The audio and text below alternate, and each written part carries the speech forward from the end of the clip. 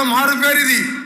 ఈరోజు ఏ దేశంలో చూసినా బొంబాయి పోయినా హైదరాబాద్ పోయినా కూలీలుగా ఉంటూ కష్టపడే మనస్తత్వం ఉన్న పాలమూరు ఇది.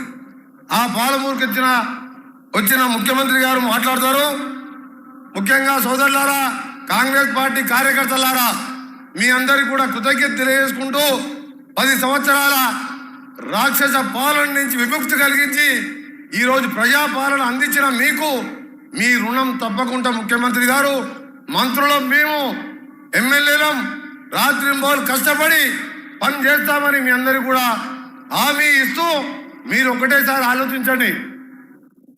ముఖ్యమంత్రి గారు కూడా, మాజీ ముఖ్యమంత్రి గారు కూడా ఒకసారి మీడియా ద్వారా వినాలి. ఈ 3 నెలల్లో మా ముఖ్యమంత్రి, మా మంత్రులు, మా ఎమ్మెల్యేలు ఎన్నిసార్లు గ్రామాలు తిరిగిండ్రు, ఎన్నిసార్లు సెక్రటేరియట్కి వచ్చినాం, ఎన్ని వేల మంది కలుసుకున్నాం. 10 ఏళ్లలో మీ 3 నెలల్లో వచ్చిన అంతసార్లు కూడా సెక్రటేరియట్ రాలే, బయటికి రాడు, మనుషులను గెలవడు, ఇవాళ పేద ప్రజలను గెలవడు. ఆఖరికి ఆ సొంత పార్టీ మంత్రులు వస్తే కూడా బయటికి వచ్చే పరిస్థితి.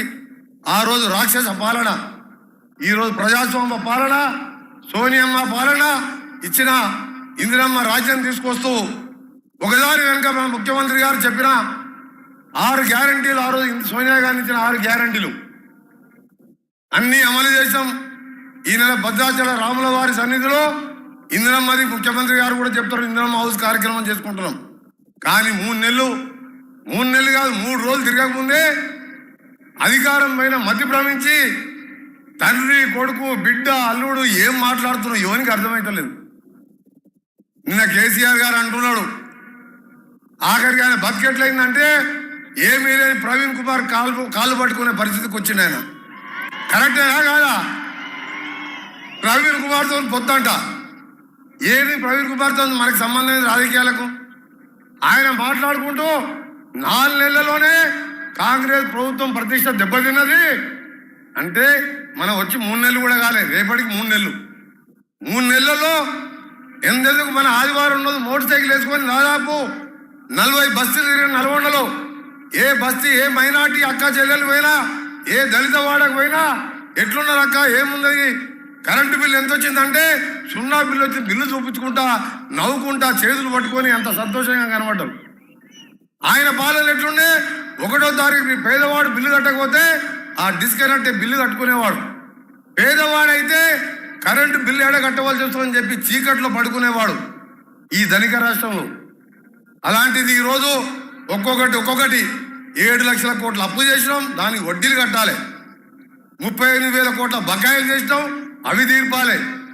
నీ సమయంలో 30 నెలల్లో కరెంట్ ఎప్పుడైనా జీతాలు వస్తాయని బడి పంతులు, ఉద్యోగులు, రిటైర్డ్ వాళ్ళు చదువులు చెప్పేది కాదు, వాళ్ళు నౌకరు చేసేది కాదు, సెల్ ఫోన్ చేసి జీతం పడ్డదా లేదని మెసేజ్ చూసుకునేవారు. ఇవాళ మన ముఖ్యమంత్రి గారు అన్ని చూస్తూ మన 1వ తారీఖు జీతాలు వచ్చినాయా లేదా, ఉద్యోగులకు పెన్షన్లు వచ్చినాయా లేదా, ఇంత అప్పుల పాలు చేసిన రాష్ట్రాన్ని కూడా గాడిలో పెడుతూ ఇచ్చిన కార్యక్రమాలు చేస్తున్నాం. సోదరులారా, మీ అందరూ కూడా ఒకటే విజ్ఞప్తి చేస్తున్నాం. ఒక్క 45 రోజులు మా కోసం కష్టపడి, ముఖ్యంగా మహబూబ్నగర్ అభ్యర్థి, నాగర్ కర్నూలు అభ్యర్థి, అలాగే మహబూబ్నగర్ అభ్యర్థి అంటే మన ముఖ్యమంత్రి గారు కొడంగల్లోనే డిక్లేర్ చేసింది కాబట్టి నేను కూడా చెప్తున్నాను, పెద్ద ఎత్తున మెజార్టీతో గెలిపించి మన ముఖ్యమంత్రి గారికి నాగర్ కర్నూలు, మహబూబ్నగర్ కానుకగా మహబూబ్నగర్ జిల్లా ప్రజలు ముందుయ్యాలి. దాంతోపాటు తెలంగాణ రాష్ట్ర వ్యాప్తంగా కూడా 13-14 సీట్లు గెలిచి ఒక్కొక్కటి పనికిరాని నా కొడుకులు మాట్లాడుతున్నారు. 5 నెలలు ఉంటుంది, 6 నెలలు ఉంటుంది ప్రభుత్వం అని చెప్తున్న కేసీఆర్, కేటీఆర్, హరీష్ రావు, నీ దొంగ దందాలు, నీ బిడ్డ ఢిల్లీలో మద్యం దుకాణం ఎప్పుడు తేలకపోతుందో తెలియదు. ఇక్కడ టానిక్ షాపులు పెట్టి 1000 కోట్లు దోసుకున్నావు, ధరణి పేరు మీద దోసుకున్నావు, మునిగిపోయే కూలిపోయే కాళేశ్వరం కట్టావు. మా ప్రభుత్వం 5-6 నెలలు కాదు బిడ్డ, 20 సంవత్సరాలు కాంగ్రెస్ పార్టీ అధికారంలో ఉంటుంది.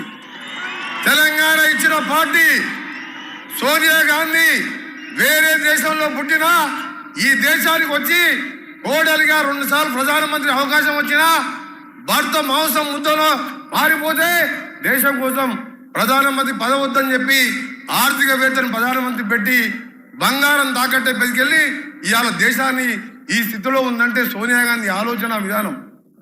ఆ తర్వాత రాహుల్ గాంధీ గారు ఈరోజు మత ఘర్షణలు పెట్టి అందులో మలిగిపోతున్న మత పార్టీ బీజేపీ లాంటి పార్టీ కోసం అలాంటి పార్టీలు ఉండొద్దని భారత్ జోడో నఫరత్ జోడో అనే యాత్ర 4000 కిలోమీటర్ పాదయాత్ర చేసింది.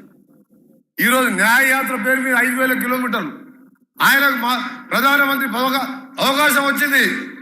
అమెరికా లాంటి దేశంలోనే 39 ఏళ్లకే బరాక్ ఒబామా అధ్యక్షుడైండు. అని రాహుల్ గాంధీ నాకు పదవులు వద్దు, నాకు ప్రజలు బాగుండాలి, భారతదేశం బాగుండాలి, కుల మతాలకు ఐక్యంగా కలిసిమెలిసి ఉండాలని చెప్పాను. అందుకనే సోదరులారా మీ అందరికి చెప్తున్నాం, ఈ ఎన్నికలు భారతదేశం 140 కోట్ల మంది ప్రజల ఆకాంక్ష కోర్చి నెరవేర్చే ఎన్నికలు కాబట్టి తప్పకుండా మన ప్రతినిధిగా కాంగ్రెస్ పార్టీ ఎంపీ అభ్యర్థిని గెలిపించాలని, అలాగే మన స్థానిక శాసనసభ్యుడు ఇంతకుముందే నా దగ్గర చెప్పిండు, ఆయన వచ్చిన రోజే తిరుపతి దేవునిగుట్ట దగ్గర ఫ్లైఓవర్ ఆర్ఓవి కావాలని 75 కోట్లతోని స్థానిక శాసనసభ్యుడు చెప్పిన విధంగా దాన్ని శాంక్షన్ కూడా చేయడం జరిగింది. దాంతోపాటు ఇక్కడ ఉద్దండపూర్ రిజర్వాయర్కి సంబంధించిన నష్టపరిహారం ఇప్పించాలని చెప్పి అక్కడ అన్నిరెడ్డి శాసనసభ్యులు ఇప్పుడే వెళ్ళిండు, వారు కూడా కోరిన దాన్ని కూడా ముఖ్యమంత్రి గారితో సాగురెడ్డి సార్తో మాట్లాడి అది కూడా సమస్యలు పరిష్కారం చేస్తాం. ఈ ఎన్నికల్లో మేము కూడా 3 నెలలకెళ్ళి మా ముఖ్యమంత్రి గారు ఉదయం నుంచి రాత్రి వరకు ఏ విధంగా పనిచేస్తుందో మేము మంత్రులుగా అదే విధంగా పనిచేస్తున్నాం. 7 గంటలకు చేస్తే రాత్రి వరకు వేలాది మంది వస్తున్నారు. మేము అడిగిన మీ సమస్యలు ఎక్కడ పోయినాయి, 10 ఏళ్ళకెళ్ళి ఏమున్నది, నేను ఎందుకు ఇన్ని తీసుకొస్తున్నా అంటే అప్పుడు ఎవరిని కలవాలి సార్, ఇవాళ కాంగ్రెస్ ప్రభుత్వం వచ్చింది, మాకు ధైర్యం వచ్చిందని చెప్తున్నాం. అందుకనే చెప్తున్నా, ఈ 45 రోజులు మీది, ఆ తర్వాత 5 ఏళ్ళు మా కష్టం, మేము మీ ఎమ్మడి ఉంటామని తెలియజేసుకుంటూ మరొకసారి ఎన్నికల ప్రచారంలో ముఖ్యమంత్రిగా రాష్ట్రం అంతా తిరిగినాం. నేను నల్గొండ భువనగిరితో పాటు భువనగిరిలో కూడా ప్రతి కాంగ్రెస్ ఎన్నికల ఎమ్మెల్యేలు 12 మంది టైగర్ లాంటి ఎమ్మెల్యేలు ఉన్నారు. మీకు మీ ముఖ్యమంత్రి గారు ఉన్నారు. ఈ జిల్లాకి వెళ్ళి మేము కూడా వస్తాం, అవసరం ఉన్నప్పుడల్లా ప్రచారంలో పాల్గొంటాం. ఏది ఏమైనా సరే 13, 14 సీట్లు గెలవాలి. ఇవాళ బీఆర్ఎస్ పార్టీ ఇంకో బీఎస్పీ పార్టీ ఇంకో బీని కలుపుకుంది, ఆఖరికి ఇంకో బీ ఉన్నది బీజేపీ. ఈ 3 బీలు కలిసినా సరే మనం మాత్రం 13, 14 సీట్లు గెలిచి సోనియా గాంధీ రుణం తీసుకోవాలి. తెలంగాణ ఇచ్చిన సోనియా గాంధీ రుణం తీసుకొని ఈ 10 ఏళ్ల రాక్షస పాలనకి వెళ్ళి బయటపడి పాలమూరులో పెండింగ్ ప్రాజెక్టులు, నల్గొండలో శ్రీశైలం సొరంగం లాంటి ప్రాజెక్టులు, ఇంకా మిగిలిపోయిన ప్రాజెక్టులు పూర్తి చేసుకొని ఇవాళ ఇంకోటి చెప్పడం మర్చిపోయినాం. ముఖ్యమంత్రి గారు ఆయన ప్లాన్ చేసుకుంటూ మా అందరినీ కూడా పిలుచుకుంటూ 3 నెలల్లోనే 30,000 ఉద్యోగాలు నిన్నటికి దాటిపోయినాయి. 30,000 మంది ఉద్యోగాలకు. దాంతోపాటు గ్రూప్ 1 నోటిఫికేషన్ వేసినాం. మొన్న మీ ఎమ్మెల్యే గారు వచ్చినప్పుడు అన్న మా దగ్గర స్కిల్ డెవలప్మెంట్ సెంటర్ కావాలంటే మా డిపార్ట్మెంట్ ద్వారా న్యాక్ ద్వారా 20 కోట్ల రూపాయలతోని మహబూబ్నగర్ హెడ్ క్వార్టర్లో దాన్ని కూడా టెండర్ పిలవడం జరిగింది. అక్కడ అన్ఎంప్లాయిడ్ యూత్కు వొకేషనల్ కోర్స్, ఐటీఐ, పాలిటెక్నిక్ చదువుకున్న వాళ్లకు ఇక్కడ బిల్డింగ్ కూడా కట్టబోతున్నాం. త్వరలో ఆ బిల్డింగ్ నిర్మాణం చేపట్టి నిరుద్యోగ యువకులకు కూడా అండగా ఉంటామని చెప్పి తెలియజేసుకుంటూ మరొకసారి మీ అందరికీ కూడా ధన్యవాదాలు. సోదరులారా, ఒకటే కోరుతున్నాం, మేము ఇవాళ మీ అందరికీ చెప్తున్నాం, ఇవాళ కళ్ళబోలి మాటలు చెప్పేది కాదు. కేసీఆర్ గురించి మొత్తం తెలుసు, బీజేపీ గురించి మొత్తం తెలుసు, కులం మతం తప్ప ఏం లేదు వాళ్ళకు. ఏం చేసినా ఒకసారి ఆలోచించుకోరు. ఇవాళ